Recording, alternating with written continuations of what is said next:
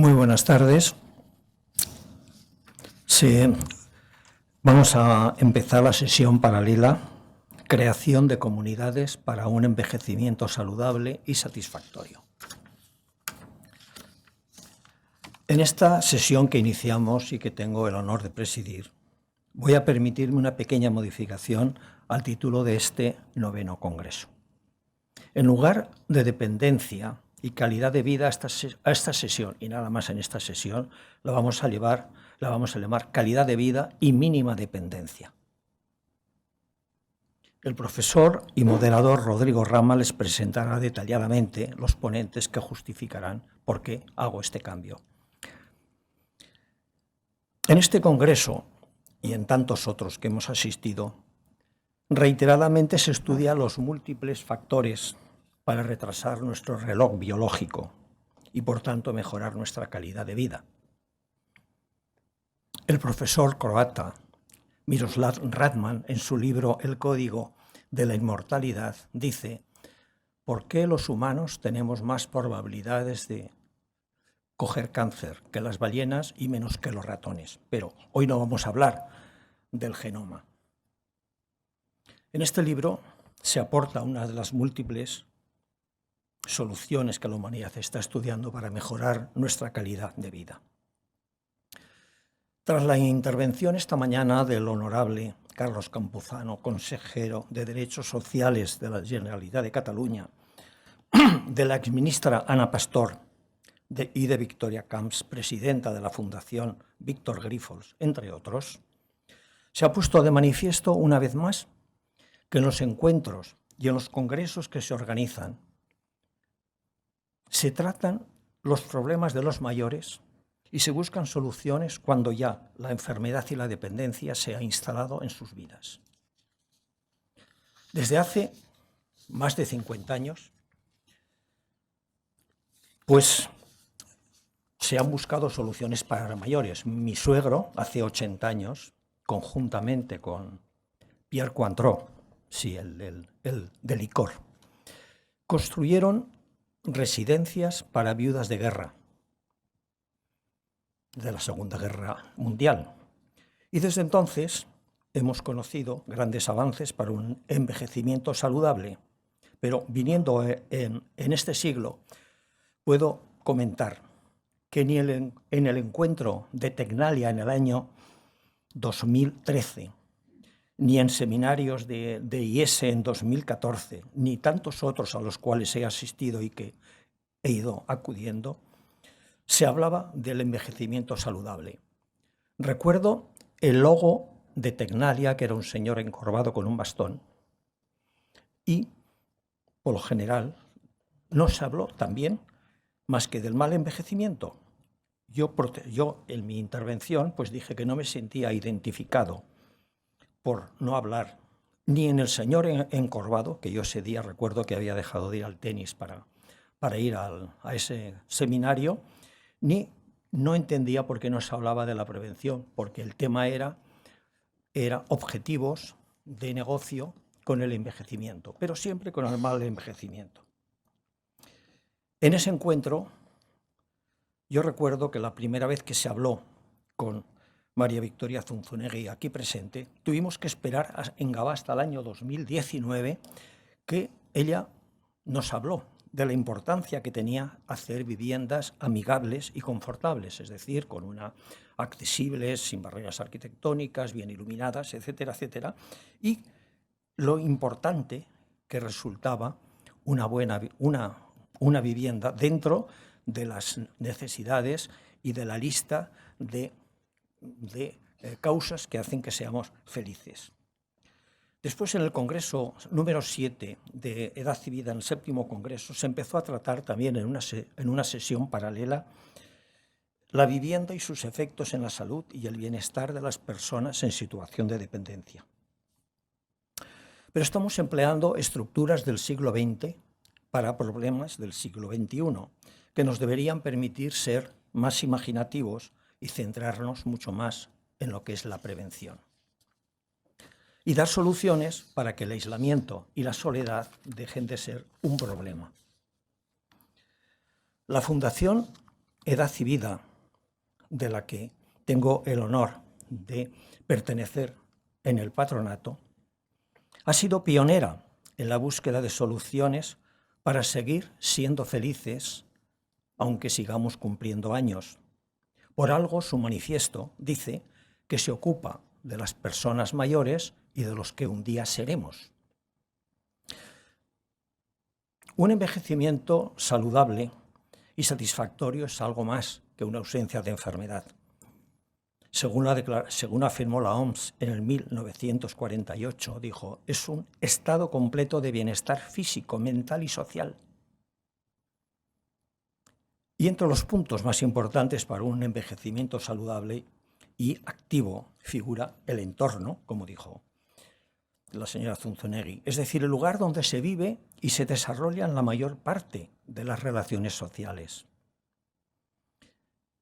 Es conveniente tener las necesidades básicas cubiertas. Una buena alimentación, que se está hablando en una ponencia aquí al lado, la práctica moderada de algún deporte, una ocupación laboral, intelectual, satisfactoria, una red de afectos mejor presenciales que virtuales, en fin, esto tan sencillo y tan complejo que nos permite amar y sentirnos amados y felices. La relación entre la salud y el entorno se estableció casi desde los albores del urbanismo. En 1848 se aprueba la primera ley sanitaria inglesa, en la que se promovía la higienización de las viviendas y la planificación de las ciudades para hacerlas más higiénicas y saludables. A partir de entonces ha ido progresando naturalmente, creando entornos que mejoren la salud y el bienestar y fomenten un mayor intercambio generacional de encuentros y convivencia. Es cierto que los mayores intentos se están dando en ciudades existentes, con la complejidad que eso supone transformar estructuras que no fueron pensadas precisamente, que están en las antípodas de lo que tendría que ser un hábitat agradable. En mi opinión, y de varios empresarios, una magnífica solución podría ser que a partir de una hoja en blanco diseñar pequeñas ciudades intergeneracionales que hagan suya la forma de vida de los ciudadanos más sanos del mundo, aplicando sus costumbres de forma generalizada y evitando los problemas de aislamiento y soledad. Afortunadamente se están empezando a hacer la creación de centros saludables, más que centros de salud, centros saludables de ocio y convivencia en lugar de centros sanitarios.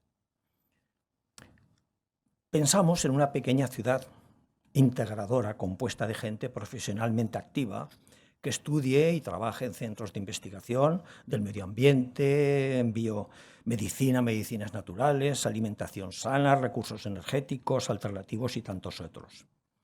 Una pequeña ciudad bien diseñada, a diferencia de estas ciudades americanas como Celebration o The Village, que son reservas o pequeños guetos al estilo americano, donde la obesidad y otras costumbres poco saludables están muy alejadas de nuestra propuesta.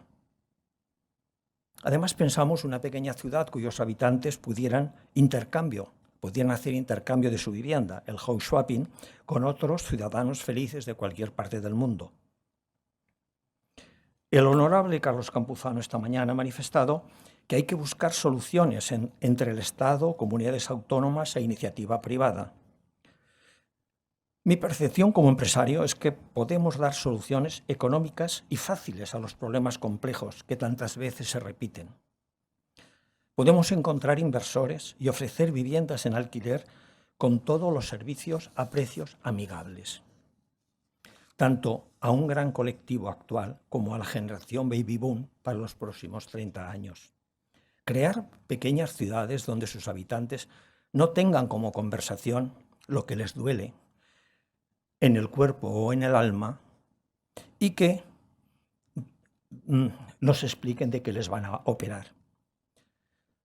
Naturalmente, si necesitamos atenciones especiales, que esta pequeña ciudad, que nos lo hagan de forma personalizada y no dejar toda la responsabilidad a la administración y a las familias. Una pequeña ciudad, para terminar, con todos los servicios integrados, que liberen al residente de cualquier preocupación donde vivan con valores personales y éticos. Ya sé que todo esto puede parecer utopía, pero creo que es posible, manteniendo estos habitantes total o en parte su actividad profesional, pero preparándose para llegar lo más sanos y felices a la primavera de la madurez, e incluso de forma sosegada y placentera al último tramo vital que tan reiteradamente se habla y se hablará en otras ponencias en este magnífico congreso. Muchas gracias.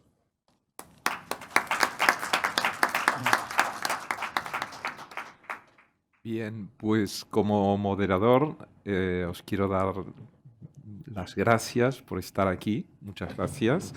También a nuestros ponentes, que pasaré posteriormente a presentar, así como a Edad y Vida. Contamos con su presidente, fundación de la cual me precio ser uno de sus 4 fundadores. Por lo tanto, como estamos en familia, les voy a pedir un pequeño ejercicio, porque no puedo dejar de ser profesor, coach, psicólogo, entonces, claro, va a caer. El pequeño ejercicio es que hablen ustedes con la persona que tienen al lado, y si no tienen una persona al lado, acérquense para evitar la soledad no deseada, y comenten su interés por este tema. Les voy a dar 2 minutos, porque salvo el presidente, porque es presidente, soy talibán de los tiempos en los congresos, que no me invitan por mi intelecto, sino me invitan porque cumplo los tiempos. Por lo tanto, reúnanse, por favor. Les doy 2 minutos, pero cuando diga que basta, es basta. Sí, claro. Claro, muy bien. Gracias. Bueno, pues cuando ustedes quieran, haremos trabajar un poco a la mesa. Pues muchas gracias por esta dinámica, hacerme caso, pues la verdad es que es riesgoso, pero a veces también se saca provecho. Bien, pues voy a proceder a presentar a nuestra mesa, que es una mesa de lujo, y comenzaré por María Victoria Zunzunegui, a quien yo me he tomado la confianza de llamar Vicky. María Victoria Zunzunegui es una persona muy conocida en estos medios, es doctora en epidemiología por la Universidad de California en Berkeley, fue catedrática en epidemiología en la Escuela de Salud Pública de la Universidad de Montreal, donde trabajó desde 1999 a 2016. Hay una curiosidad aquí con su título, que cuando llegó a España, de vuelta de sus estudios, le homologaron su título a doctora en medicina. Por lo tanto, si alguien tiene un apremio físico, no la llamen a Vicky. Su investigación trata sobre los factores sociales y económicos asociados al género que determinan la salud y el funcionamiento de la vejez. Actualmente publica sobre los efectos de la gestión de las residencias de la pandemia, de esa mortalidad tan terrible que hubo en la primera ola de la pandemia en España. Por lo tanto, también nos hablará de esta experiencia y de este camino de investigación. Y a mi lado, esto lo tengo en el más digital, tengo a Elisa Pozo. Elisa es doctora arquitecta por la Universidad Politécnica de Madrid y especialista en ciudades sostenibles, Institut Français d'Urbanisme, y Medio Ambiente y Sostenibilidad. Es emprendedora, socia fundadora de Mita Atelier, estudio de arquitectura y urbanismo, e investigadora en Matia Instituto, en el área de diseño arquitectónico. Es coautora de la guía para planificar ciudades saludables que nos presentará a continuación. Esta guía está en PDF en la red y es muy recomendable para quien quiera montar una ciudad saludable, claro. Aquí me falta a Jaime del Barrio.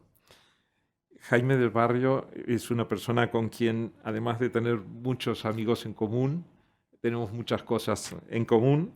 Jaime es Senior Advisor de Healthcare and Life Sciences de Ernst & Young y consejero independiente de Atris Health.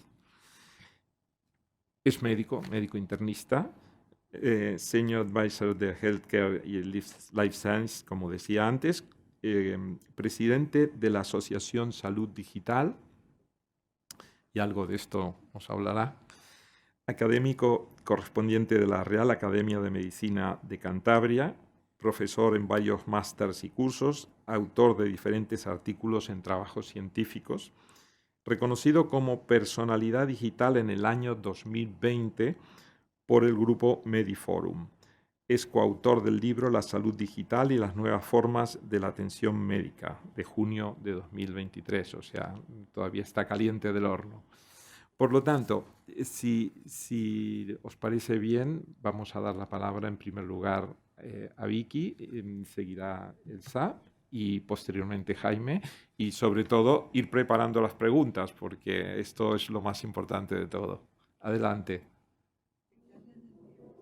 No, sí, yo soy talibán del tiempo, o sea que ya estoy poniendo el reloj. Gracias, muchas gracias. Bueno, buenas tardes. Después de todo el día, supongo que están un poquito cansados, pero vamos a aprovechar el tiempo. Yo quería retomar la introducción cuando hemos hablado de la discapacidad y la dependencia mínima. La dependencia mínima. Eso es muy importante porque, dado un nivel de discapacidad, uno puede hacer lo necesario para seguir utilizando lo que queda, tanto de funcionamiento físico como de funcionamiento cognitivo, de funcionamiento social, para poder continuar viviendo gracias a esa utilización de la función que queda restante y ayudado por un entorno físico, como el hogar, como la ciudad, como el barrio, y también por un entorno social de personas de apoyo y de cuidadores, cuidadoras generalmente, ya pueden ser familiares o informales o formales. Tenemos que tener en cuenta que nosotros somos testigos, por lo menos las personas de mi edad, somos testigos de que la compresión de la morbilidad es un hecho.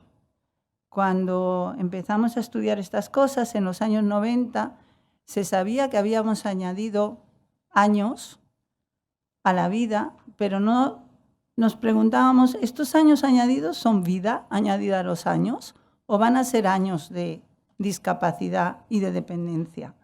Bueno, hoy queda bastante claro que por lo menos en Europa se ha conseguido comprimir la morbilidad y retrasar la discapacidad y la dependencia a los últimos años de la vida.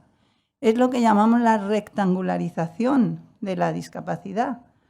Y fijaos que la longitud máxima de la vida está fijada en 122 años. Hay alguien que dice que 130, pero la mayoría pensamos que está fijada 122, 125 años. Hace tiempo que hemos fijado la longitud máxima de la vida, la duración máxima, pero hemos aumentado muchísimo la esperanza de vida, hasta el punto en que hoy tenemos 86 años en mujeres y 80 y medio en hombres en España, uno de los países con mayor esperanza de vida del mundo. Todo esto es muy bonito, pero tenemos que darnos cuenta que hay una compresión de la discapacidad y la dependencia al final de la vida, y en esos años hay cientos de miles de personas, ahora mismo en España, ahora veremos exactamente cuántas, que se encuentran en una situación de dependencia. Y la solución que estamos dando para estas personas es enviarlas a una residencia, que luego hablaré del entorno residencial actual y de todo el trabajo que tenemos que hacer para mejorarlo. A ver, ¿podemos pasar? La voy a pasar yo, perdón. Bueno, primero voy a contar cuántas personas hay exactamente admisibles a residencias.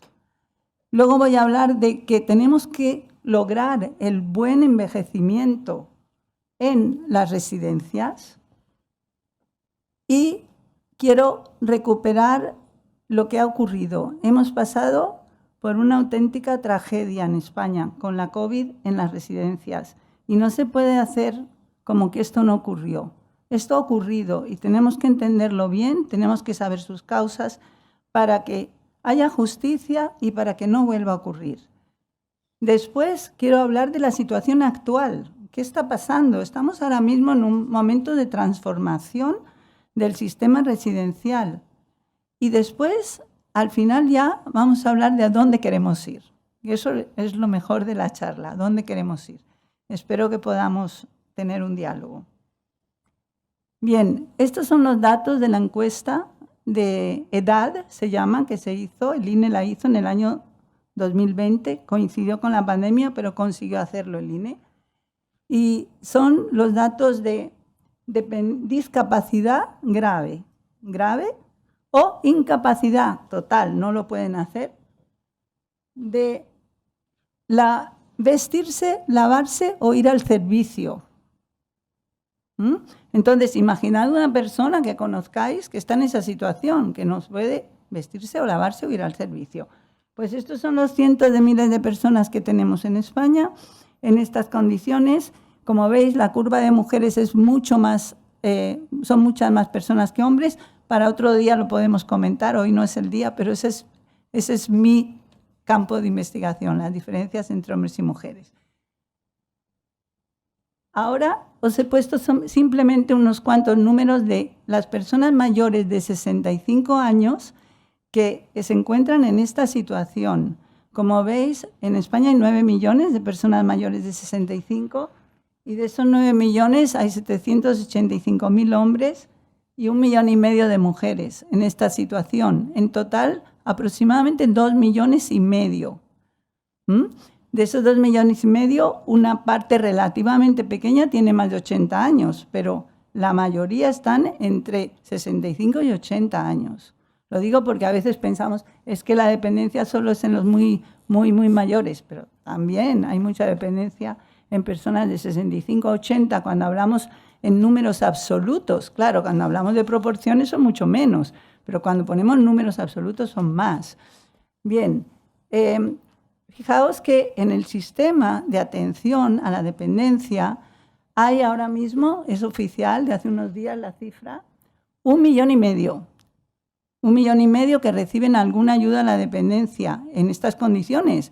De 1,5 millones a 2,200,000 hay 700.000 personas. ¿Qué pasa con ellos? Seguramente son sus familias las que los cuidan.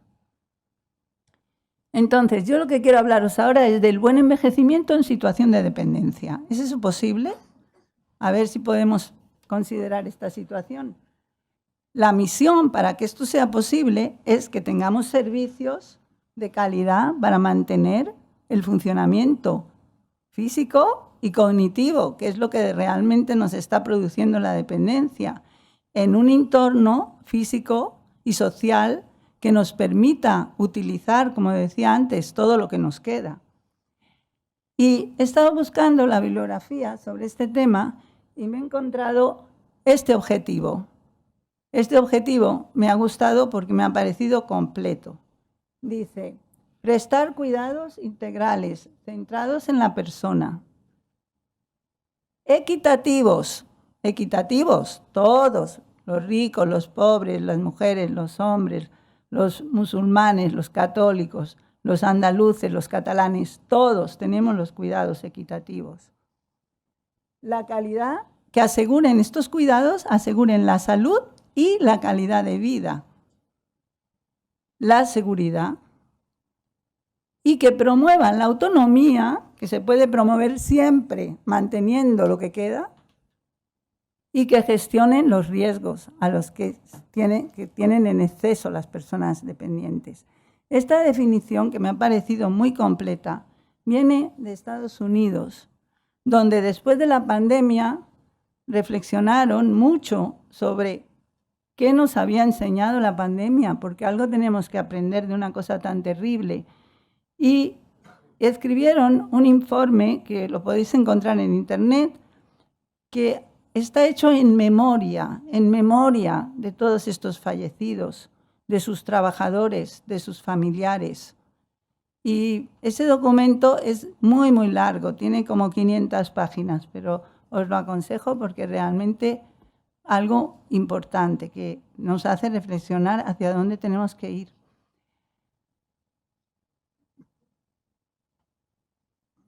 Perdón, es que ahora la parte que os tengo que contar. Es dramática, pero la tengo que contar.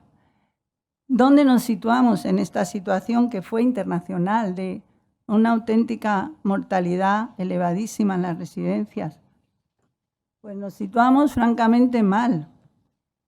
Fijaos, la publicación es de Sepúlveda, que es una persona que trabaja en Canadá, en un grupo canadiense, y da la mortalidad en residencias en los primeros meses hasta julio del 2020. España está un poquito por encima de Italia y muy, muy lejos de Francia y, como imposible de decir, de Alemania. Pero es que en España hubo grandes diferencias y en España tuvimos la peor situación en Madrid. Estos datos los he sacado de la funeraria de Madrid, de la Comunidad de Madrid, publicados por la Comunidad de Madrid, y son una subestimación, porque ahí no están todos los que fallecieron en Madrid, pero fueron enviados fuera de Madrid para su incineración o su entierro. Entonces, fijaos, doble mortalidad en Madrid que en el resto de España. Doble, porque en esto que pone España está incluido Madrid. Si quitamos Madrid, queda mucho más abajo. Aparte de esto, ya hay datos del IMSERSO que cubren los primeros 12 meses y, como veis, otra vez Madrid está por encima de todo, y lo que viene detrás es Castilla-La Mancha, que está al lado de Madrid y que se contaminó muchísimo con Madrid. Entonces, aquí tenéis los datos de mortalidad en residencias, mortalidad por COVID. 12% fallecieron en las residencias de Madrid. Ya el resto lo podéis ver.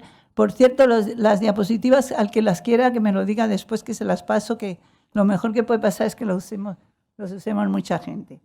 Ahora, antes de pasar a la siguiente parte, os voy a decir que cuando vimos esto, hicimos una revisión bibliográfica y vimos que había unos factores que aumentan la mortalidad en residencias previos a la pandemia, que tienen que ver cuando hay enfermedades infecciosas, tienen que ver con la titularidad y la gestión de las residencias y tienen que ver también con el tamaño de las residencias.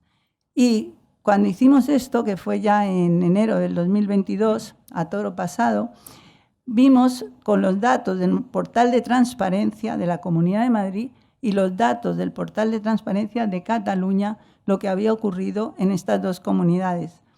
En la Comunidad de Madrid no tenemos datos de mortalidad por COVID, pero sí tenemos los datos de mortalidad general. Entonces, vemos que las residencias públicas tienen la mínima mortalidad. Tenéis que pensar que con todos los recortes que hubo en Madrid, el per diem que recibían la colaboración público-privada en Madrid era de 52 euros. Las residencias públicas se estima, nadie lo sabe, porque el dato no lo encontramos, pero se estima que gastan alrededor de 100 euros al día. Y después tenemos las residencias privadas, que están intermedias. Entonces, con esto que os acabo de decir, os enseño los datos.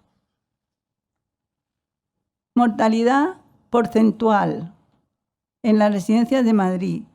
Lo que está en verde son las residencias públicas. 7,4% fallecen en igualdad de condiciones. Esto no son datos brutos. Los datos brutos los podéis ver en la publicación. Esto es controlando por el tamaño de la residencia, controlando por la infección COVID en la residencia y por el hospital de referencia. Son variables de control que no cambian gran cosa, los datos brutos, pero lo digo porque estos datos están manipulados por un modelo matemático.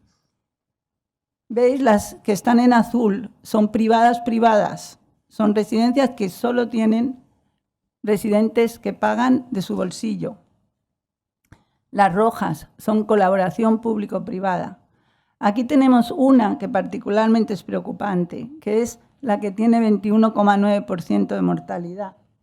Son residencias de gestión indirecta, donde la Comunidad de Madrid le da a una empresa la gestión de la residencia. Hoy, en el año 2023, la Comunidad de Madrid paga 4,65 euros por 4 comidas al día en estas residencias de gestión indirecta. Por eso notáis que estoy un poco indignada, porque han muerto miles de personas y la situación sigue siendo la que había durante la pandemia.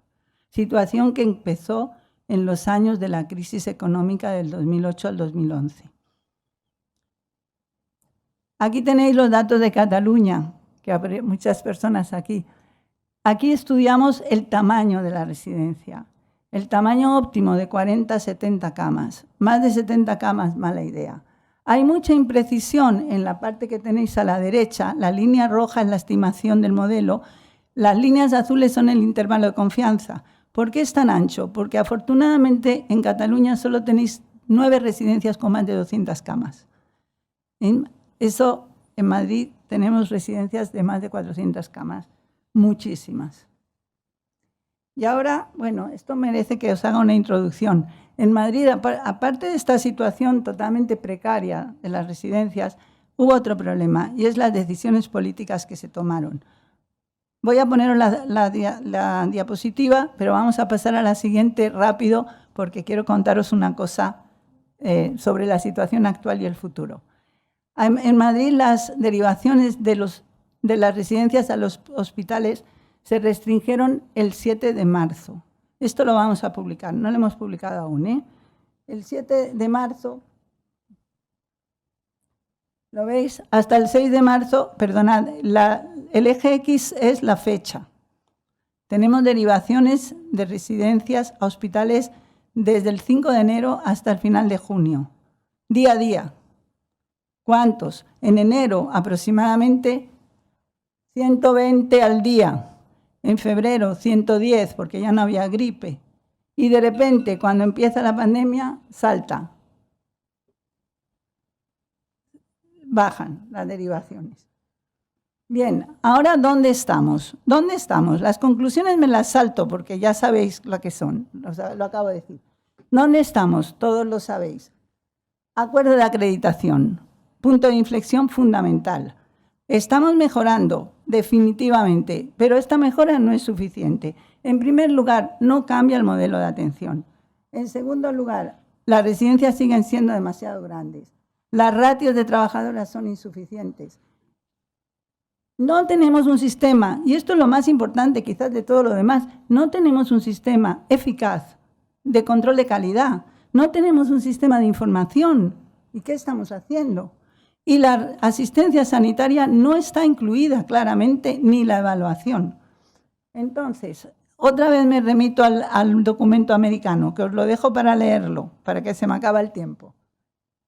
Además de lo que dice el documento americano, nosotros, el pequeño grupo de investigación con el que trabajo, tenemos una cuestión, que es, hay que abrir la residencia al barrio. Hay que abrir la residencia al barrio. Relación con la comunidad o barrio, abrir las puertas al barrio, ofrecer servicios y asistencia a las familias, de respiro, centros de día, formación de cuidadores familiares y atención a domicilio. Hay que integrar a los mayores en el barrio, los que están en la residencia con los que no están en la residencia. Han vivido ahí, se conocen todos.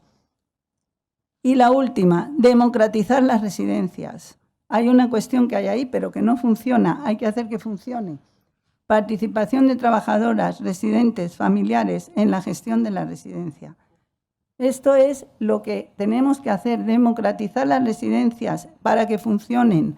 Aparte de eso, todo lo que os he dicho, que no me da tiempo y no quiero quitar tiempo a nadie más, todo lo que dice este documento americano tiene razón. Fundamentalmente, transparencia. Transparencia basada en indicadores cuantitativos de la calidad de la atención en resultados, no en proceso, sino en resultados. ¿Vale? Yo creo que me he pasado un poquito, pero me ha perdonado el moderador. Lo veo por su cara.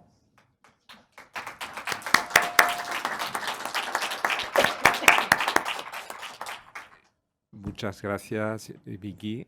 Adelante, Elsa.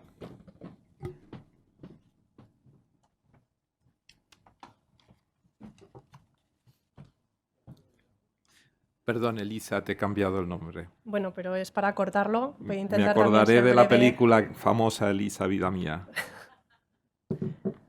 Bueno, pues en primer lugar, gracias por la invitación a participar en el Congreso de Acividad, una vez más.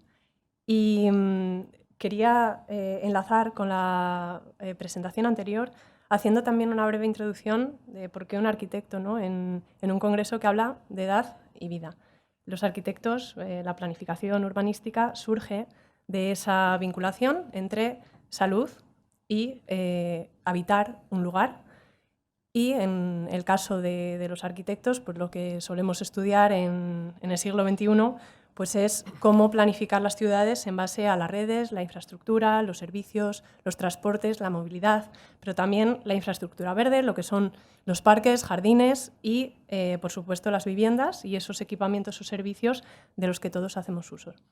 Equipamientos o servicios donde profundizaré un poquito más al final de la presentación en esos equipamientos que entendemos que son pues, para personas mayores y en concreto personas que puedan tener algún tipo de dependencia, pero bueno, con un enfoque que se vincula con la presentación inicial de Germán de esta mesa de asegurar la vida, ¿no? Entornos de vida al máximo posible con ese doble enfoque de promoción de la salud y prevención.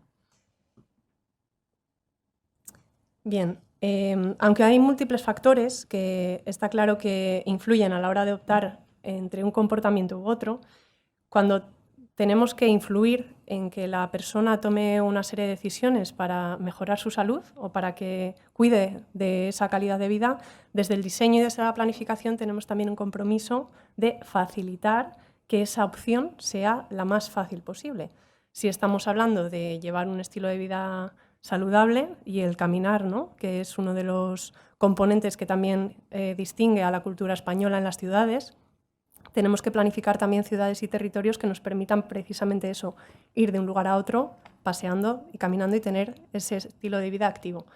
¿Qué pasa? Que las ciudades, bueno, pues si en un origen sí que estaban pensadas para la escala de la persona, en un momento dado irrumpe el coche y bueno, pues empiezan a diseñarse esos territorios y esas ciudades con otro tipo de velocidades y distancias. A lo largo de nuestras vidas, los beneficios de caminar en nuestra salud están altamente demostrados. Hay estudios que relacionan factores de diseño con cambios de comportamiento en las personas y bueno, pues a lo largo de la edad es importante también vincularlo. Cuando hablamos de niños, por ejemplo, el que vayan al colegio caminando en el día a día no es necesario que hagan un deporte excesivo. Ese hábito de caminar mejora los resultados académicos, reduce el estrés, el cortisol, la inflamación, que se estuvo hablando a lo largo de la mañana. Por otra parte, también como sociedad debemos también preocuparnos por ese sobrepeso que la sociedad española sufre. Pues el caminar en el día a día también reduce esa tendencia a una prevalencia mayor de obesidad o de sobrepeso y el vivir cerca de entornos agradables y que fomenten el salir de casa y el caminar, pues contribuye de alguna forma a esa prevención. Y por último, The Lancet publicó recientemente también un artículo donde se relacionaba el riesgo de sufrir algún tipo de demencia con factores como obesidad, hipertensión, contaminación del aire, diabetes. Y todo eso, bueno, pues tenemos en cuenta que el 30% de la población, ¿no?, de aquí a las próximas décadas va a ser mayor de 65 años, podemos también ver la necesidad de adaptar nuestros entornos y nuestros diseños con ese enfoque de prevención para que tener ese hábito de vida saludable sea la opción más fácil y la más inmediata y deseada. Así que, bueno, todos los que estamos aquí envejecemos, probablemente a lo largo de nuestras vidas hemos tenido más o menos facilidad para poder llevar ese estilo de vida saludable y con ese tipo de evidencias, además de una revisión también de los planes de promoción de salud, tanto local como internacional, el enfoque de salud en todas las políticas públicas, desde el Ministerio de Sanidad y la Federación Española de Municipios y Provincias se desarrolló la Guía para Planificar Ciudades Saludables. Esta guía incorpora esa visión de ciudad, urbanismo y salud con esa relación histórica. Desde los asentamientos de las ciudades al origen de la historia se buscaba también un entorno salubre donde esa población que se asentaba tuviera garantías de prosperidad. Y posteriormente fue también la necesidad de adaptar las ciudades en esa ciudad industrial, también cuando se tomaron esas medidas higienistas para reducir esos factores que causaban mayor mortalidad. En el siglo XXI las enfermedades no son ambientales, tenemos la contaminación del aire, por supuesto, pero estamos hablando de factores y de enfermedades crónicas, con lo cual ahí otra vez necesitamos que el urbanismo dé respuestas y también pues dentro de los desarrollos urbanos, no solo lo que es un master plan o un desarrollo territorial, sino que el propio diseño de los edificios también promuevan y prevengan hábitos de vida más saludables. La guía se estructura en 3 estrategias o acciones clave que, en primer lugar, lo que intenta garantizar es que las ciudades estén pensadas para la escala de la persona, con una visión inclusiva, con lo cual estamos hablando de ciudades para caminar en un entorno de proximidad. Es decir, la ciudad de 15 minutos, que se está hablando en París, las supermanzanas en Barcelona, todo ello vuelve también a plantear cómo esos entornos de proximidad deben reactivarse y deben también garantizar otras oportunidades de equipamiento, servicios y uso de los espacios para que sean comunidades adaptadas y que generen también mayor riqueza en ese entorno de proximidad.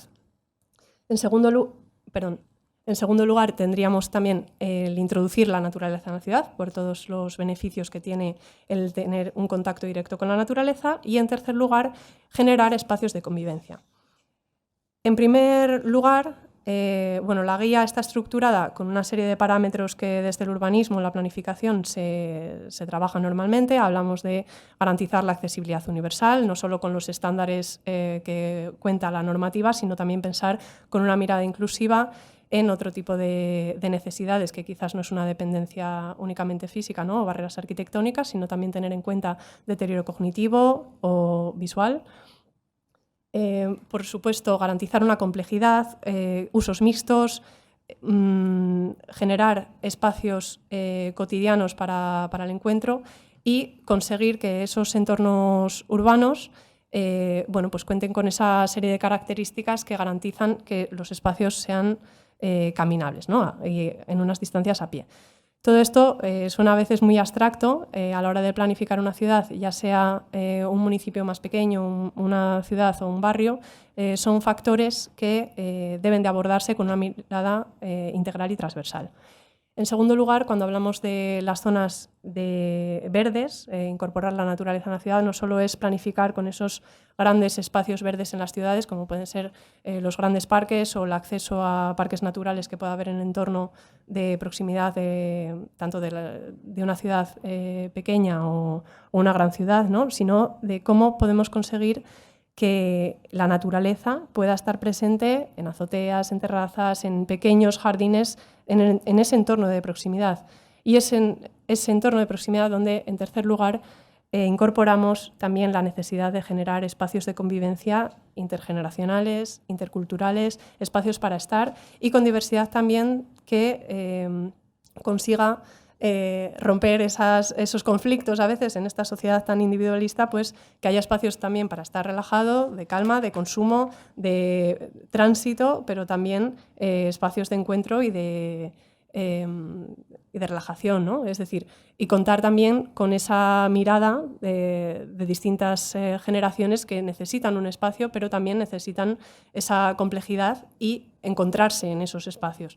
Con lo cual, son esas 3 líneas generales, ¿no?, las que se incorporan en la guía y además todo ello con un abordaje también de la equidad y la participación en este proceso. Solo la planificación a día de hoy probablemente sea un reto. La sociedad también demanda una participación en distintas escalas, la participación de las empresas, la participación de los negocios locales, la participación de todos los agentes que están también interpelados a la hora de la planificación, tanto los servicios públicos, los transportes y la propia gestión ambiental. Es decir, tenemos que abordar este reto de una forma transversal. La guía además incorpora una serie de preguntas que intentan también abordar todos estos retos con un lenguaje bastante sencillo e intuitivo de cara a técnicos municipales, pero también pues a cualquier agente, ¿no?, que quiera poner sobre la mesa este diálogo en la planificación o una revisión de un plan maestro o nuevos desarrollos de la ciudad que intenten promover la salud y que bueno, pues se puedan plantear ciertas cuestiones, ¿no? También con una mirada al futuro, porque la planificación, como veíamos esta mañana en la presentación, tiene que mirarse de aquí a 20, 30 o 50 años, ¿no? Es esa mirada estratégica la que deberíamos alcanzar con esas cuestiones. La guía está disponible en la web del Ministerio, no voy a parar en todas las cuestiones. Y lo que se ha querido también resaltar es esa diversidad de buenas prácticas que ya hay en distintos municipios, en distintas ciudades de España, y que bueno, pues ya son claros ejemplos de éxitos que a nivel internacional también están teniendo repercusión y que son también conocidos, ¿no? Tenemos, por ejemplo, Pontevedra, una de las ciudades más caminables y paseables de España y también de Europa. Están los ejemplos de Soria, con la estrategia 2030, también con un enfoque transversal de cómo acelerar todo lo que es la economía circular dentro del territorio. La mítica ciudad de Vitoria-Gasteiz, con ese anillo verde que consigue concentrar esa mancha territorial de la ciudad, conseguir la densificación y recuperar esos espacios de calidad ambientales para la población. Por supuesto, Córdoba, con el patrimonio que tenemos también de implicar a la ciudadanía en esa recuperación de la tradición, de la identidad, la cultura, los patios, que es una tipología que en España nos diferenciamos también respecto a otros países, ¿no? Cuando miramos otros ejemplos de residencias o de tipologías de edificios, tenemos también que ser conscientes de ese patrimonio construido español, que en unas regiones u otras pues tiene un lenguaje distinto. Los patios en Córdoba son un claro ejemplo también, que es confort climático y es incorporar esa naturaleza de proximidad en el día a día de las personas. Valladolid, también con una red de locales que da a disposición de distintas asociaciones y da también formación para que las propias asociaciones o entidades de la ciudadanía puedan hacer uso de ellas y tengan ese efecto proactivo y de promoción como agentes activos en salud, ¿no? Dentro del municipio. O Arbucies, donde los jóvenes también pues, participaron y co-crearon un espacio que era propio de ellos porque necesitaban ese lugar de encuentro también reivindicando un espacio para convivir, ¿no? Estas son algunas de las recomendaciones que se incluyen dentro de esta guía y fruto de ello bueno, pues, coincidió con mi tesis doctoral y yo seguí profundizando en ese momento cuando llega la demencia o cuando llega la necesidad de gran dependencia, cómo podemos también asegurar que las ciudades y los territorios se puedan adaptar, ¿no? A estas situaciones para que tengan una integración en la comunidad, personas y sus cuidadores, ¿no? Con ese doble objetivo. Por lo tanto, bueno, pues completé mis estudios con una serie de casos en Reino Unido, en Bélgica, en Países Bajos. La tesis está también pública, en abierto y se puede consultar. Y bueno, pues de esos casos de estudio donde se desarrolló un análisis del territorio, también recuperando la legibilidad, que es una cualidad que un teórico urbanista habla a la hora de planificar las ciudades, cómo esa identidad o cómo esa legibilidad del espacio puede utilizarse también para trazar y para diseñar los entornos que habitamos, pues con ese doble enfoque, aparte de entrevistas cualitativas, pude abordar distintos casos en estos países que he presentado. Y como conclusión, pues 7 píldoras así como de recomendaciones generales, donde bueno, se puede profundizar en otro coloquio, pero sí que quería resaltar pues, la familiaridad de ese lenguaje arquitectónico que hace propio un lenguaje del patrimonio común, la rutina, no solo los grandes monumentos, sino ese lenguaje que habla de esto es una residencia en Países Bajos y tal y como está diseñada esos espacios abiertos que tienen interior, continúa el diseño de las calles de cualquier otro pueblecito. En también en Reino Unido el tema de la identidad y las propias asociaciones Dementia Friendly lo identifican con elementos monumentales y culturales de ese territorio concreto, que me pareció también significativo de cómo dar valor a nuestros territorios. En tercer lugar, lo que comentaba, la legibilidad, cómo las calles, los espacios públicos no solo están diseñados para ir de un sitio a otro con prisas, sino de cómo es de fácil interpretar la información que yo percibo en un espacio, en una calle, en una plaza, las zonas para estar, las zonas para moverme, las zonas para comprar, pero todo ello necesita un orden y necesita ser fácil para que sea realmente inclusivo para personas que empiezan a tener dificultades en la utilización de ese espacio, porque si ese espacio no es accesible y no es comprensible, será una barrera para que las personas se sientan seguras y lo utilicen.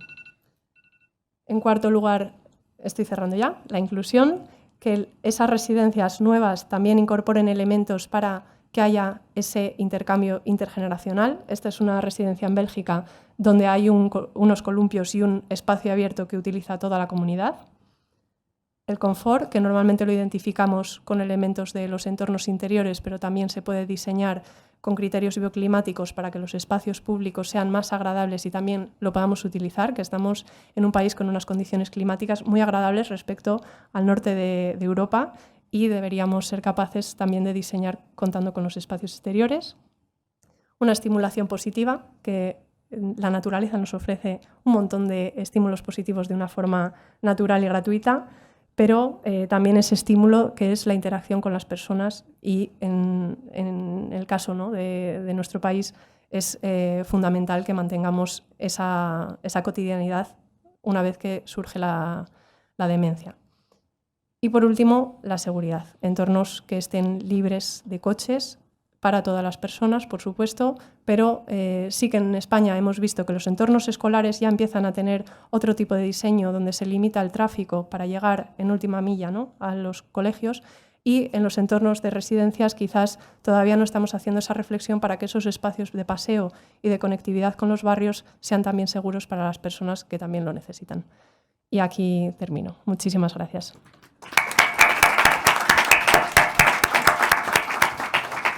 Muchas gracias, Elisa. Jaime, adelante.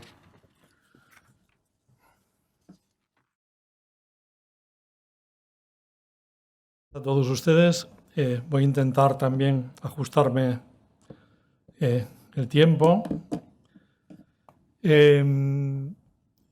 Probablemente lo que las reflexiones que voy a compartir con todos ustedes, de alguna manera, algunas de ellas probablemente contradigan algo de lo que hemos oído a lo largo del día, pero tengo que compartir lo que realmente siento y veo, y para eso me baso en datos.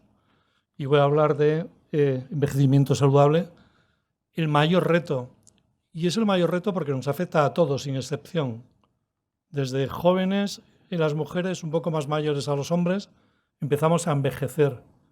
Es un envejecimiento celular, es un envejecimiento del individuo. Y eso afecta a todas las personas de todas las condiciones en todo el mundo. Hemos oído hablar ahora de residencias, de entornos como el nuestro. Yo voy a pedirles que piensen un poquito más allá de lo que está ocurriendo en el mundo, alrededor de las personas.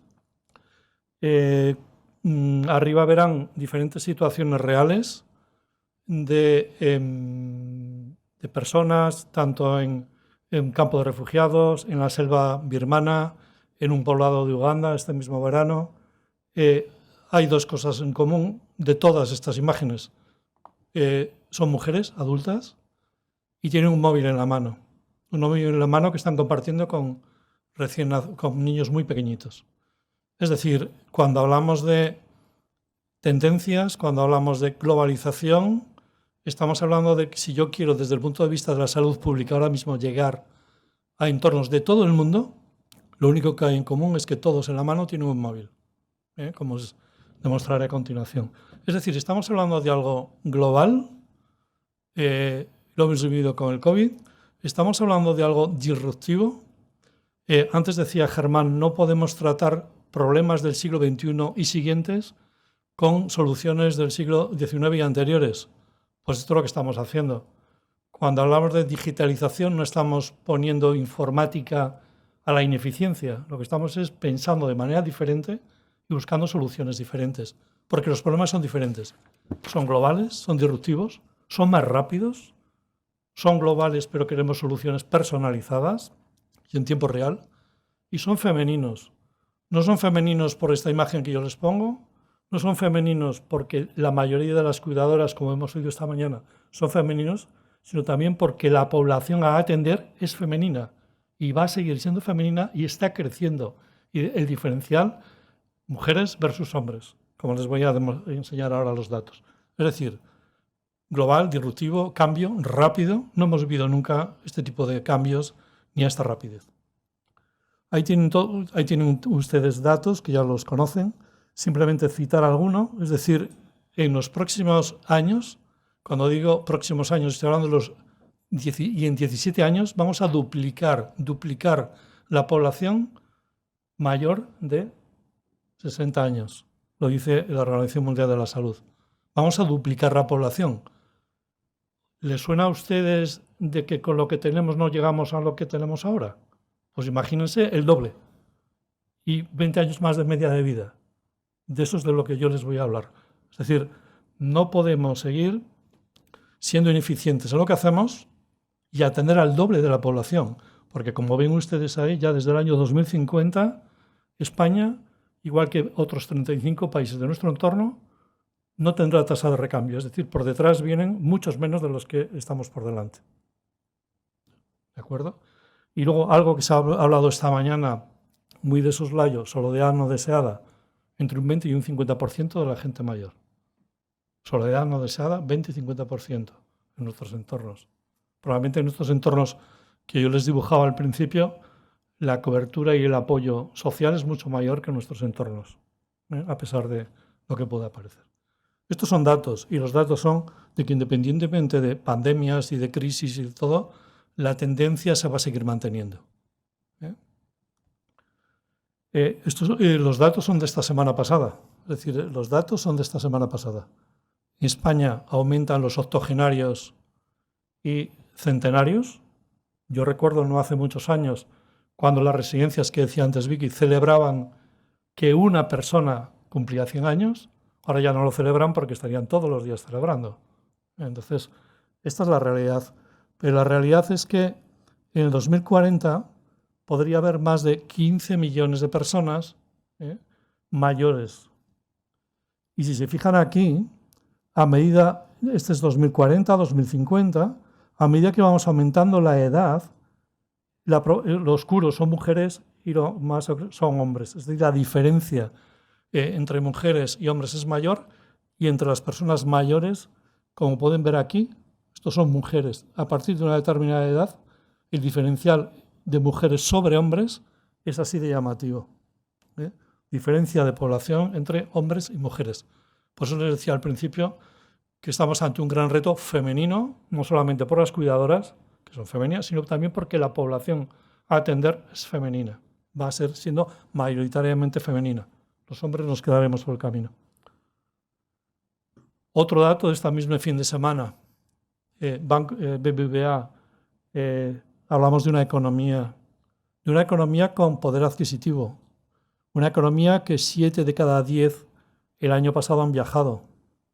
Estamos hablando de una economía que va a suponer dentro de 2 años el 32% del PIB de este país y va a crear un 38% del empleo. Esto es de lo que estamos hablando ahora mismo. Estamos hablando de una población, la población máxima que hay, que es la gente mayor, y que ahora mismo va a suponer un impacto muy grande en el entorno económico de los países como el nuestro. Esto significa que ahora mismo ya hay muchísimos generando productos y servicios con este objetivo, de llegar a estas personas.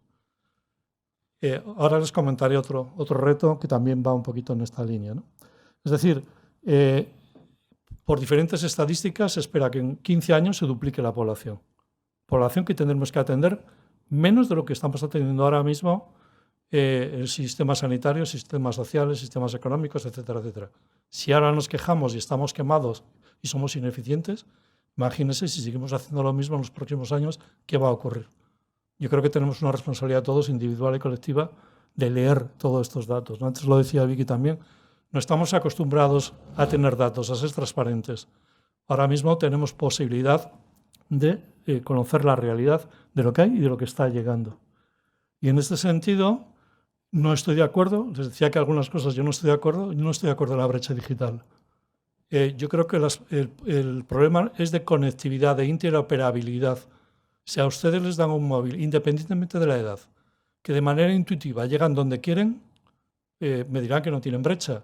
Si todos ustedes entran ahora en alguna página de la administración pública nuestra, se cabrearán y dirán que no hay manera de llegar a ningún sitio. O sea que todos ustedes tienen brecha digital. Es que yo no soy capaz de entrar en muchas páginas. Es decir, no es tanto nuestra capacidad de manera intuitiva llegar en 2 clics a donde queremos, como que el mercado nos está volviendo locos, nos está vendiendo cosas que no sirven para nada, hay mucho ruido, mucha ineficiencia.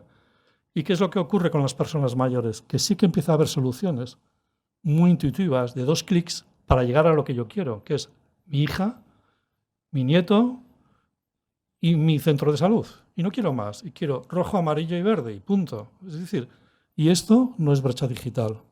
Pero es que al otro lado de este móvil ya hay un sinnúmero de soluciones para las personas mayores, independientemente de que estén acompañadas o que estén solas. Cuando preguntamos a las personas mayores cuál es su principal problema, cuál es su principal preocupación, todos nos dicen salud, todos nos dicen la pensión, la economía. Nos hablan también de la seguridad. Claro, es diferente la seguridad que decía Elisa de la seguridad que podemos encontrar en otros entornos, pero todos hablan de la seguridad, es decir, y luego en cuarto lugar, ahora mismo se empiezan a preocupar también por todo el tema digital. ¿Y por qué se empiezan a preocupar por el tema digital? Pues porque la mayoría de las personas, más de la mitad, entre 65 y 74 años, leen en Internet, leen en digital y empiezan ya a manejarse. Luego, por tanto, insisto, no estoy de acuerdo que de manera generalizada se habla de brecha digital, porque de lo que estamos hablando es de ineficiencia en soluciones para los mayores. Cuando hablamos de soluciones para los mayores, algo tan sencillo, lo decía antes también Vicky, es la sensorización, sensores que al otro lado alguien tiene que interpretar y tiene que traducir en servicios, en productos, en atención.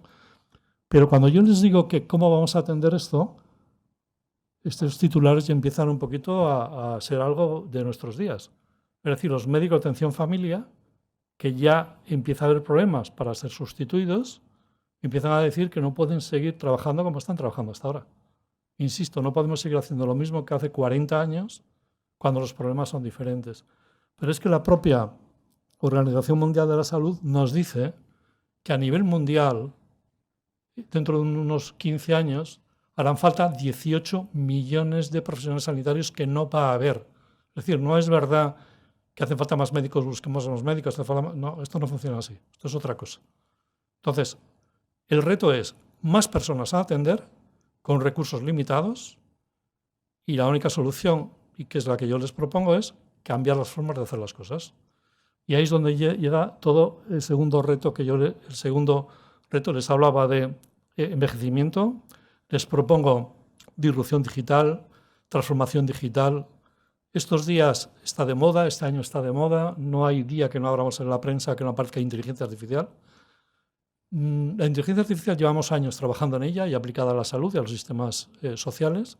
Lo que ha ocurrido este año es que ha entrado la inteligencia artificial generativa, que es muy diferente, es mucho más potente.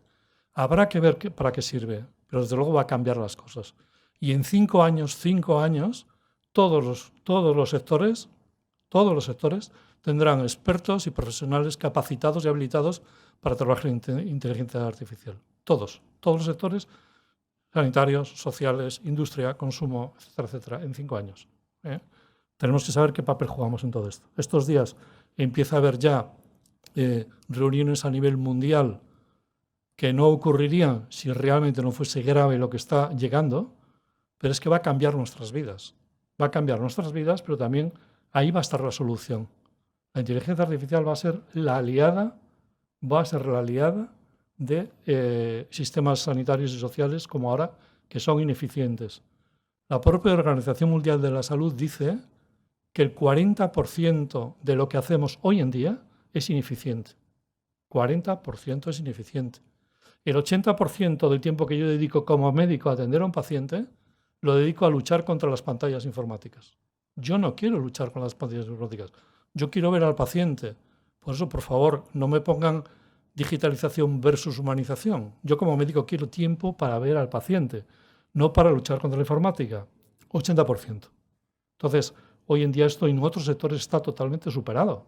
Es intuitivo, es con sensores, es automatización, es robotización. Ya llegaremos a la inteligencia artificial, pero por lo menos no tenemos por qué estar todos los días dando los datos otra vez y tenemos que luchar contra las pantallas para ver las últimas analíticas. Ah, ¿no me la ha traído? Pues vuelva porque a mí no me la ha mandado el servicio.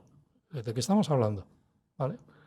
Primera tendencia, primer reto, envejecimiento, población global. Segundo reto, disrupción digital, transformación digital, que es la que va a servir como aliada para ello. Y también muy rápidamente, cuando hablamos de conceptos como puede ser el de hospital digital, ¿de qué estamos hablando? Cada vez que hablamos de un hospital seguimos hablando de camas, enfermos, pacientes, médicos, más camas, más tecnología, tecnología que está obsoleta, tecnología que ya no hace falta. Ahora mismo ya en el mundo hay muchas experiencias de lo que conocemos como hospital digital. Hospital digital es un centro, no, es un edificio, pero es un edificio en el que dentro hay terminales hay médicos, hay enfermeras, hay biólogos, hay farmacéuticos, pero que tienen conexión a esos pacientes y a esas personas que yo les decía antes. Y algo que nos permite también la inteligencia artificial, ya no solamente es diagnosticar y tratar y prevenir, sino nos permite predecir en poco tiempo qué va a ocurrir a nivel individual y a nivel colectivo. Yo como médico me encanta que mis pacientes diabéticos pueda tener un sensor que me diga, cuidado, que X va, si sigue así, en X tiempo, va a tener una descompensación, o va a tener un accidente cerebrovascular, o va a tener no sé qué. Esto ya es una realidad. Ahora mismo hay más de 300.000 aplicaciones de salud en el mercado. Menos de 500 sirven para algo. El resto es ruido. Tenemos que ser también muy críticos a lo que nos está llegando, porque yo les digo, si en 2 clics no llegamos donde queremos, cambiamos. Esto es lo que hacemos. ¿Cuántas aplicaciones de salud tienen ustedes en su móvil? Muy poquitas. 1, 2 o ninguna, o la que viene por defecto. Si les sirviese para algo, claro que las tenían descargadas y claro que las usaban. Por más tan que la mayoría todavía, y estamos en ello, no sirven para lo que... Pero ahora mismo el hospital digital, lo veríamos aquí, la persona en su domicilio a través de un móvil, dependiente de la edad, tiene soluciones y terminales que le va conectando con diferentes departamentos del hospital. Los médicos en un minuto terminan. Los médicos aquí siguen siendo médicos y siguen trabajando, le devuelven al paciente la información, el paciente la ve aquí y si hace falta viene presencialmente. Pero ¿qué porcentaje de idas y venidas de los pacientes y sus familias a los hospitales son evitables? Y en este sentido, recordar, puesto que en la mesa hablábamos de esto, hoy estamos oyendo diferentes experiencias, ya hay muchas experiencias en nuestro entorno. Les comparto una de ciudades que cuidan en nuestro entorno, ya con indicadores objetivos, ya no encuestas de satisfacción, sino como pedía Vicky, indicadores objetivos que hablan del estado de situación de una ciudad en cuanto al acogimiento de las personas. Las dos últimas, envejecimiento, digitalización y sostenibilidad. ¿Por qué toca? No, porque es una necesidad urgente. ¿Saben ustedes que el sistema sanitario es contribuyente neto a la huella de carbono en un 5% de los gases de efecto invernadero? Es decir, lo que hacemos, la actividad que hacemos, edificios totalmente de aquella manera, pacientes que van y vienen, combustión, etcétera, etcétera, genera un 5% de la huella de carbono. Pero es que la huella de carbono, como antes también lo recordaba Elisa, a su vez produce muertes, golpes de calor, descompensaciones diabéticas, aceleraciones cardiovasculares. Estamos en un círculo vicioso de que más actividad genera más huella genera más actividad. Y la mayor población ahora mismo vulnerable de todo esto es la gente mayor. La gente mayor es la que año tras año está ahora mismo teniendo un impacto muy, muy negativo sobre esto. Decía antes Vicky que se dice que unos 122, 130, bueno, María Blasco incluso lo pone en 140, pero pone el reto de morir sano a los 140. No me mires así, yo no investigo en telómeros y en telomerasas. Como saben ustedes, es una enzima que en principio es la responsable del envejecimiento celular. El cáncer no deja de ser sino un ejemplo de envejecimiento. Me da igual 140, 120, 110. El reto es morir sano, es decir, vamos a intentar morir con calidad de vida, como se ha dicho, cuidando para que esto ocurra, y las enfermedades que iremos teniendo a lo largo del camino, bueno, pues iremos atendiendo de la mejor manera posible. Si a ustedes me preguntan qué tal llevas el envejecimiento saludable, les diría que progreso adecuadamente. Es decir, me preocupa mi seguridad personal, cercana, familiar, informática también, ¿por qué no? Me preocupa mi actividad mental sobre todo, la física también, pero también la mental. No la pongamos ahí en segundo lugar, pongámosla en primer lugar. Y en tercer lugar, todo lo que tiene que ver con calidad, alimentación, etcétera, etcétera. En definitiva, y se ha dicho a lo largo del día, autonomía en la medida de lo posible, que nos permita estar más tiempo con la independencia, y si no, lo que reclamamos todos es que nuestra sociedad esté cohesionada. Me llama mucho la atención, y termino, cuando hablamos de que todo esto igual va a aumentar la inequidad. ¿De verdad me están hablando en serio? ¿Realmente se creen ustedes que ahora hay equidad en el acceso a los sistemas sanitarios y sociales? Sinceramente, yo no me lo creo. Les pongo un dato. En España, que tenemos un sistema nacional de salud universal y accesible y gratuito, en este momento hay 11,5 millones de personas que tienen aseguramiento privado. Es decir, hay 1 de cada 4 españoles que tienen doble aseguramiento. Pero es que han crecido 2 millones en los últimos 5 años.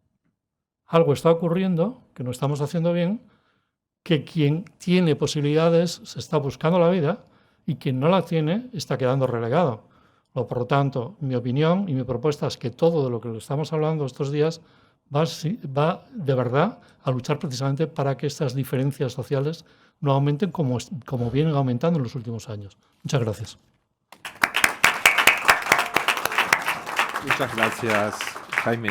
Bueno, en los preciosos minutos que nos quedan, lo más deseable será que aprovechemos todos la ocasión para preguntarle a nuestros expertos, para hacerles preguntas a nuestros expertos.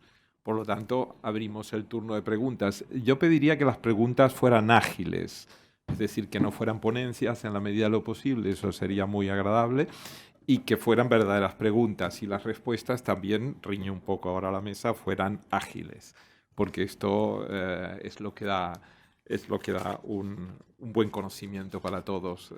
Hay mucho que pensar aquí y, por lo tanto, adelante. Por favor. Muchas gracias por las ponencias, me han parecido muy interesantes. Tenía una pregunta para Victoria y otra para Elisa. Para Victoria, mi pregunta sería si muy brevemente nos puedes decir qué es lo que piensas que se debería hacer en lugar de la nueva normativa para residencias que ha salido últimamente, porque has dicho que no la veías bien.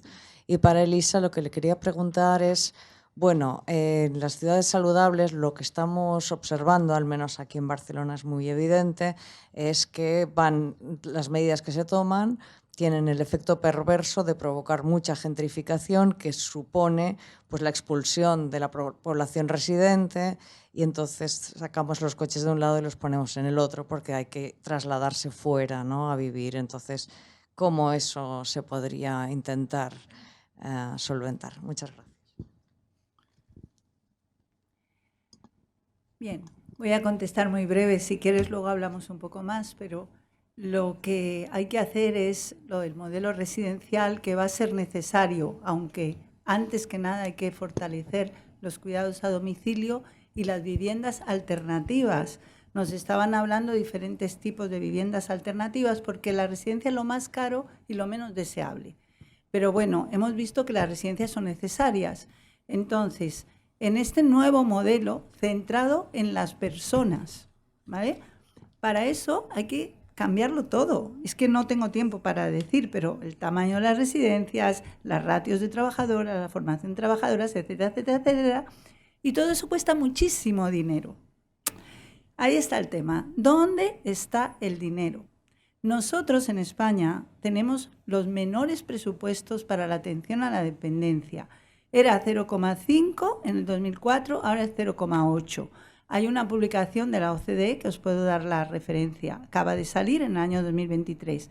Para ponernos como otros países de nuestro entorno con nuestra longevidad, tendríamos que multiplicar por 3. Por 3. Tendríamos que tener el 2,3%, el 2,4% del PIB dedicado a cuidados de larga duración. ¿Estamos los ciudadanos dispuestos a pagar esos impuestos? Porque el edadismo que hay es atroz. Si se han muerto tantos miles de personas y aquí no ha pasado nada, es porque la sociedad no ha salido a la calle. Entonces, si no aumentamos el presupuesto de los cuidados de larga duración y los ponemos en el mismo nivel que está en Europa, olvidémonos de todo. Olvidémonos de todo y esperemos que se coma con 4,60 euros al día. ¿Vale? Bueno, en cuanto a la gentrificación, es cierto que en toda Europa está ese movimiento, ¿no? En los centros de las ciudades, con todo el turismo, que también, bueno, pues es una parte importante de la economía de cualquier región o cualquier ciudad, y es un reto a lo que se tienen que enfrentar también, bueno, pues todos los gobiernos locales y territoriales. Pero sí que es cierto que, bueno, hay estrategias de buenas prácticas también que se pueden ver en distintas ciudades donde se está innovando también en cómo garantizar que los centros de las ciudades mantengan también su esencia y que no sea solo bueno, pues tiendas o servicios de cadenas, que al final, bueno, pues es un consumo donde el centro histórico nos da igual que estemos en Londres, que nos da igual que estemos en Barcelona o París, porque la oferta es la misma, ¿no? Se pierde esa esencia. Por ejemplo, un caso que conocí en París era un convenio público-privado con locales comerciales para asegurar que esos locales estuviera siempre asegurado, bueno, pues con comercio local, artesanías y mantener que el Quartier Latin pues, mantuviera esa esencia que hace que sea ese barrio, ¿no? Y eso es la esencia de ese lugar concreto y buscar en esa creatividad un convenio, ¿no? Con una empresa que podía gestionar también ese tipo de locales. En Holanda, donde también la crisis de vivienda es un problema, yo creo que casi más grave que en España, había también municipios donde estaban innovando en incorporar viviendas en el centro de la ciudad, también para jóvenes, para artistas, que también, bueno, pues tuviera esa creatividad de incorporar la artesanía o los oficios dentro de lo que es el núcleo de la ciudad, de no pensar solo que la producción o los servicios se van fuera, sino que también dentro de las ciudades se puede renovar y reactivar. Y pensando en lo que es los servicios específicos de personas mayores, probablemente debamos también plantearnos esos entornos de proximidad como modelos quizás como el Burzog también en Países Bajos, ¿no? De esos entornos cercanos donde pues, pueda haber locales donde se puedan habilitar oficinas para los servicios de salud o los cuidados y ofrecer otras alternativas o espacios, como comentaba, ¿no? El caso de Valladolid, donde asociaciones y el tejido ciudadano también tiene un espacio donde provee también de servicios, de actividades, de la cultura, y eso al final es parte de la estrategia. Por desgracia, creo que también a nivel de las ciudades se sigue trabajando de una forma muy sectorial. Intentamos resolver la movilidad con los retos del cambio climático, las emisiones, y nos olvidamos a veces de que, bueno, pues es que las personas necesitan unas décadas para adecuarse a esos cambios, y si ahora prohibimos el coche dentro de las ciudades, pues estamos también generando un impacto que tendremos que suplir con otro tipo de servicios para asegurar que la persona que estaba viviendo en un sitio siga teniendo esa disponibilidad para poder trasladarse. Entonces, bueno, es un tema muy complejo y al final yo creo que las políticas que están abordando la salud con esa mirada transversal y con estudios y observatorios que analicen los datos desde esa mirada de reducir la inequidad, tienen luego políticas que son más sensibles a garantizar que no haya esas desigualdades, ¿no? Y que barrios acaben expulsando a sus habitantes históricos. Bien, pues como vamos viendo, ahora te daré la palabra, como vamos viendo y como ha nombrado Torralba, el que nombró al bueno de Jeremías Bentham, inventor del panóptico, que ni siquiera era arquitecto, me parece que no lo era, era filósofo realmente. Creo que aquí tenemos un filósofo que nos lo puede corroborar. Y bueno, desde tiempos inmemoriales, estamos hablando de hace varios siglos, la arquitectura, la tecnología, el panóptico no deja de ser una tecnología, intentaban influir sobre lo social y sobre el bienestar. Y aquí ha habido pues un hilo conductor que parte desde lo que las puertas que nos ha abierto Germán con su introducción y con su proyecto sobre todo de crear una ciudad por primera vez en la península ibérica, una ciudad saludable. Y el hilo es, bueno, por supuesto que residencias saludables en una nueva ciudad saludable, la arquitectura como gran moldeadora de salud, como promotora de la salud, como prevención de la salud, ¿no? Yo ahí tengo muchas preguntas sobre la densidad, por ejemplo, pero ya dejaremos turnos aquí. Y por supuesto, Jaime contándonos todas estas nuevas tecnologías en donde ha dicho una gran verdad, que no hay tanto brecha digital, sino que la relación con el usuario, los interfaces con el usuario son calamitosos, por ejemplo, en la administración pública. Me acuerdo de algunas webs. Y empalmamos con la nueva pregunta.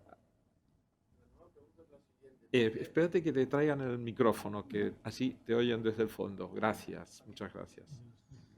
Mi pregunta es la siguiente. Yo como cuidador profesional y técnico sociosanitario en cuidados de adultos mayores en residencias y en domicilios, ¿por qué se decía al principio de la pandemia que después de pandemia las residencias iban a cambiar y a día de hoy siguen igual o peor que antes de pandemia, incluso después de pandemia seguimos igual de mal?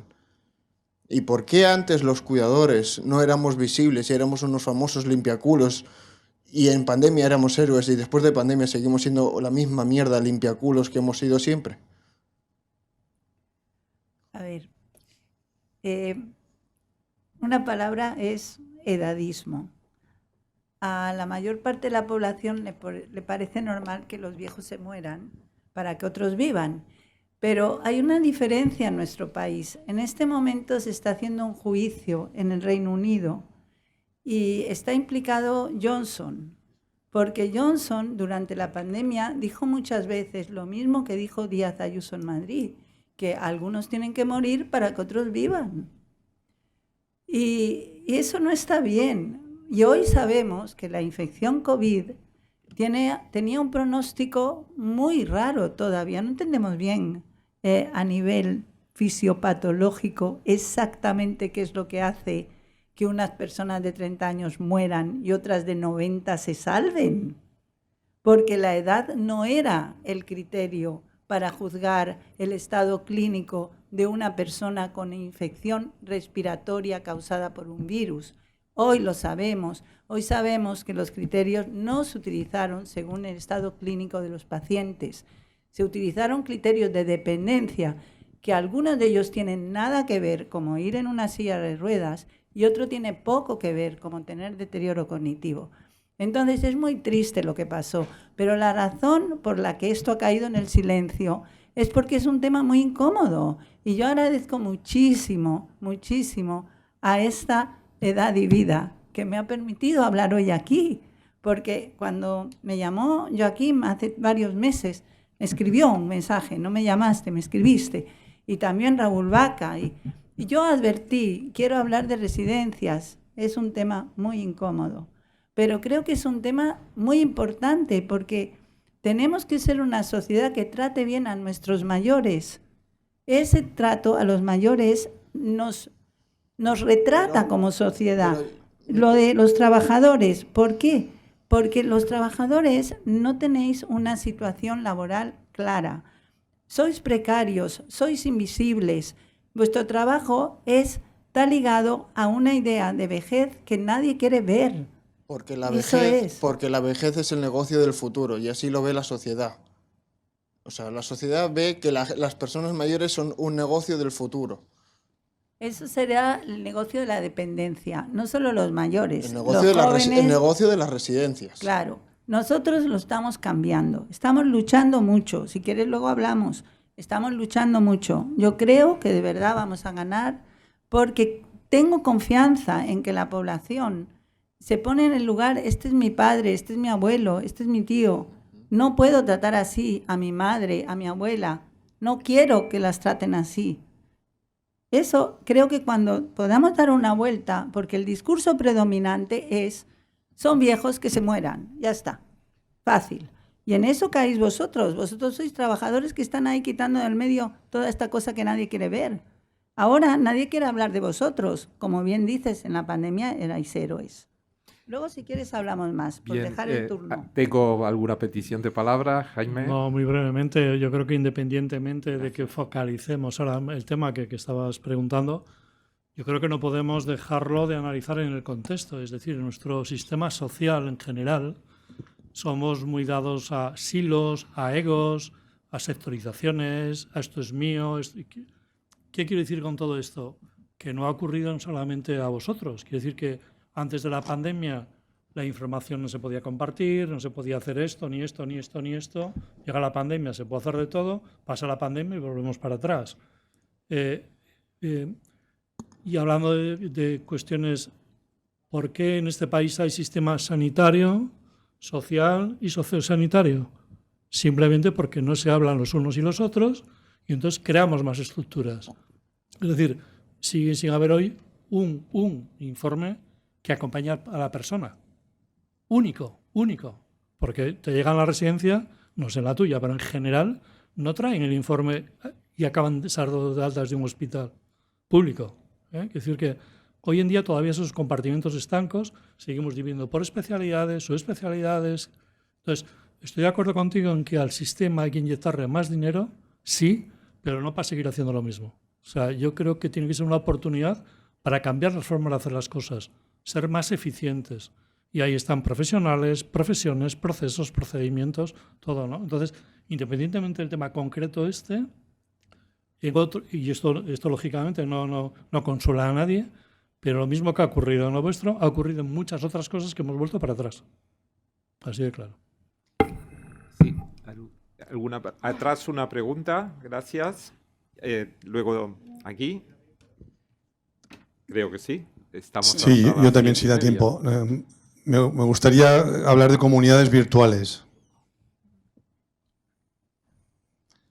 ¿Cuál es la expectativa? ¿Cuál es el desarrollo, el pensamiento que en esta mesa de que esta calificación existe de lo mismo? Mark Zuckerberg no sabe qué hacer con su metaverso. Yo creo que nuestra situación que nos ocupa sí que puede tener mucha aplicación. El compartir experiencias a nivel historial médico, a nivel edificios compartidos, a nivel de la ciudad que se está creando, podemos interconectarla para que esa misma ciudad se pueda vivir en todas partes del mundo sin tener que estar allí. Yo creo que hay un aspecto también enorme que planteo la iniciativa de poder desarrollarlo.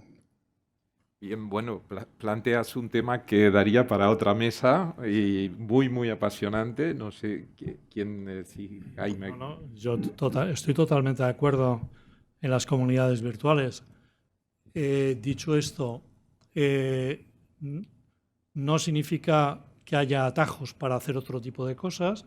Ponía el ejemplo de Mark Zuckerberg. O sea, hay una serie de ejemplos ahora mismo donde estamos en un momento de eclosión, de posicionamiento, de búsqueda de la evidencia de que lo que hacemos realmente se traduce en valor para los procesos, para los profesionales, para todo. Ahí necesitamos todavía adquirir competencias, etcétera, etcétera. Quiero decir que comunidades sí, conectividad también, pero cuando todavía no tenemos resuelta la interoperabilidad, pues es como complicado. Entonces, lo que estamos viviendo es que mientras la administración pública no lidera este cambio, como efectivamente, como lo decía él, detrás de esto y el negocio de los datos, la economía de los datos, están apareciendo muchos ahora mismo interesados en esa economía. Entonces yo ahí exigiría, pediría a las autoridades competentes que lideren este cambio. Pero las comunidades virtuales sí o sí van a existir. O sea, las redes sociales no son de ahora. Las redes sociales son de la prehistoria, es decir, cuando la gente se reunía a hablar, ¿no? Y lo que pasa es que lo hacía a través de otro tipo de soportes, pero lo que ha cambiado ahora mismo es la herramienta. Entonces, comunidades virtuales, sí. Tenemos que liderar el cambio y tenemos que poner referentes, porque si no tenemos referentes, otros ocuparán el lugar. ¿Perdón?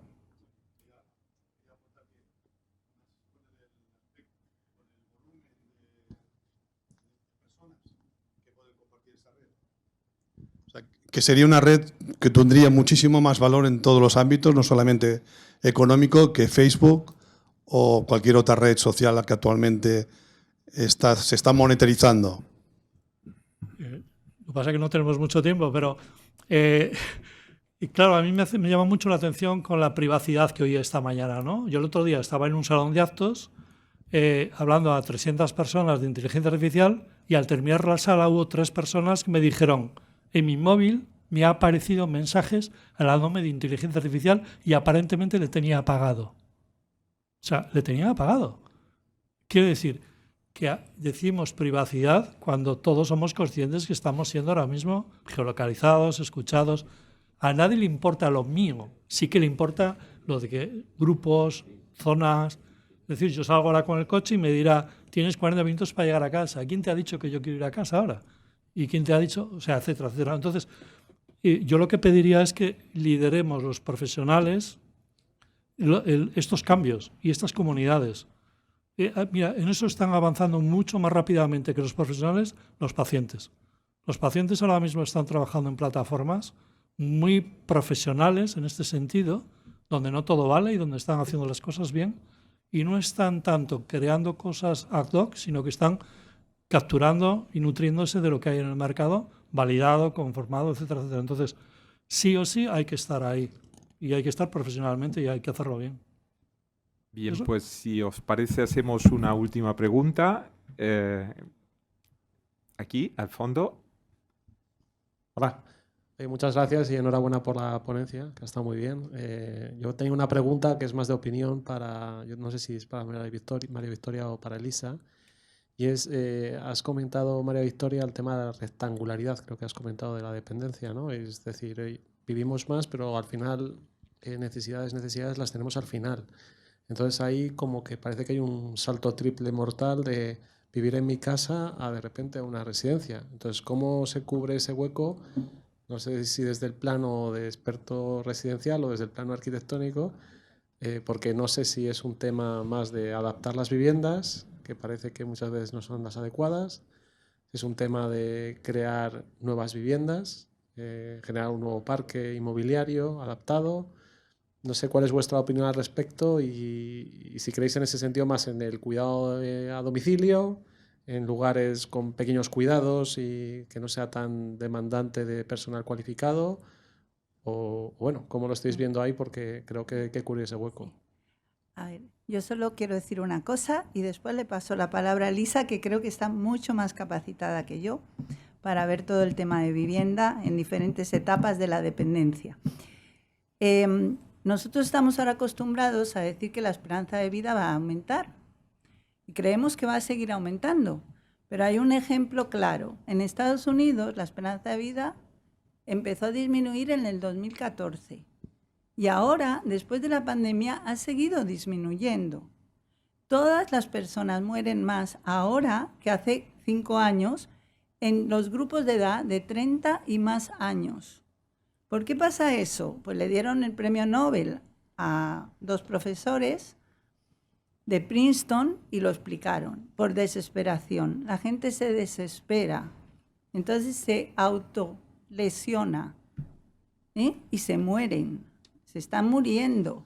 Otro ejemplo, en el Reino Unido, en Holanda, la esperanza de vida está estancada y además la demencia en el Reino Unido está aumentando contra la tendencia de los últimos 30 años por el aumento de la obesidad y la diabetes.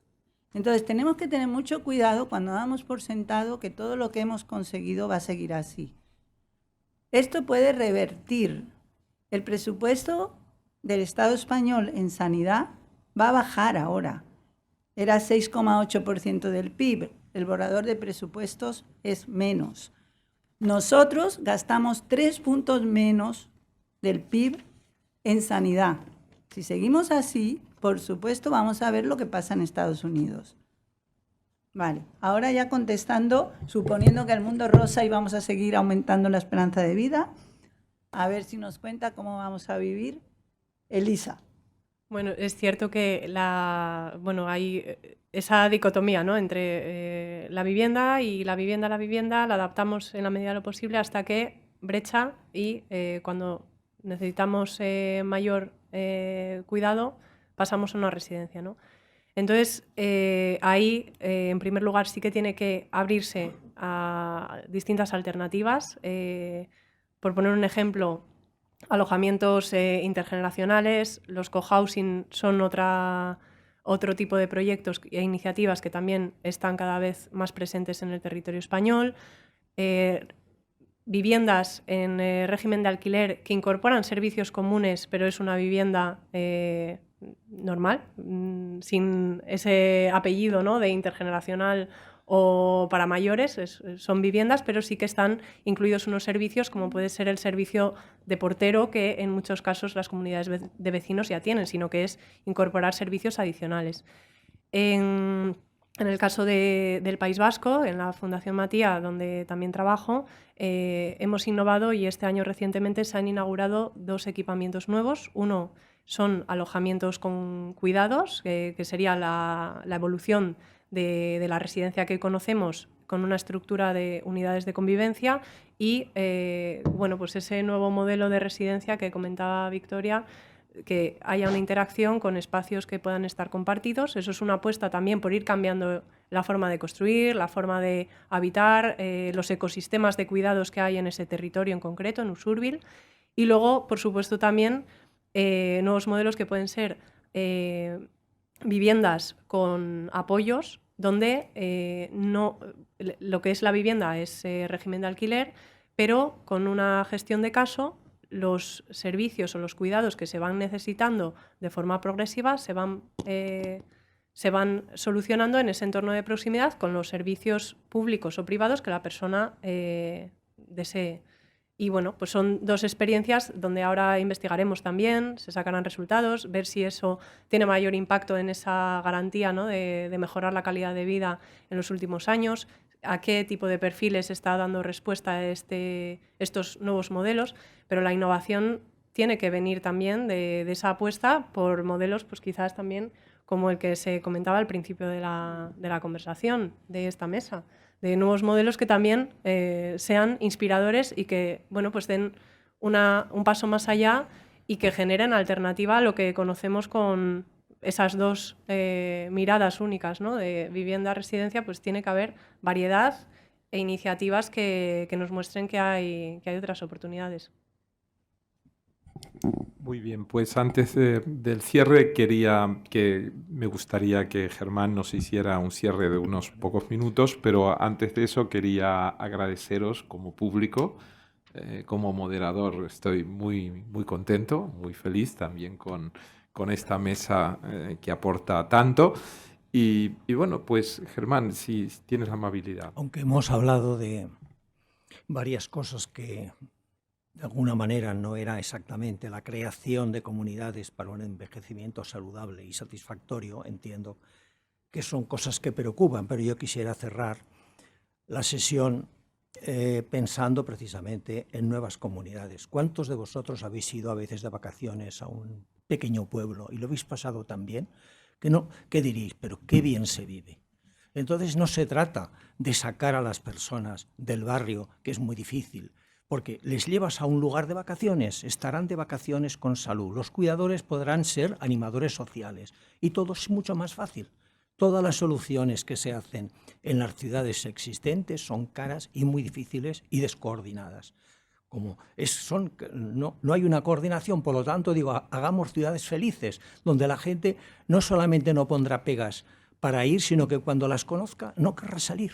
Por lo tanto, yo sigo diciendo que es una alternativa a todo lo mal que está funcionando y a la preocupación que tenemos para los próximos años, que creo que la creación de comunidades para un envejecimiento saludable pasa por hacer pequeñas ciudades alegres, felices y donde las personas podemos pasar como digo, la madurez, la primavera de la madurez y ese tramo final que también estarán resueltos. O sea, la persona que viva en una ciudad de estas felices no tendrá que salir cuando tenga una dependencia. Tendrá un seguro de dependencia, será feliz, pero no tendrá que irse como si viviera en una urbanización. Puede seguir en otro apartado de la ciudad donde se le cuide de manera que necesite. Por lo tanto, vivan la creación de comunidades para un envejecimiento saludable y satisfactorio. Muchas gracias a todos.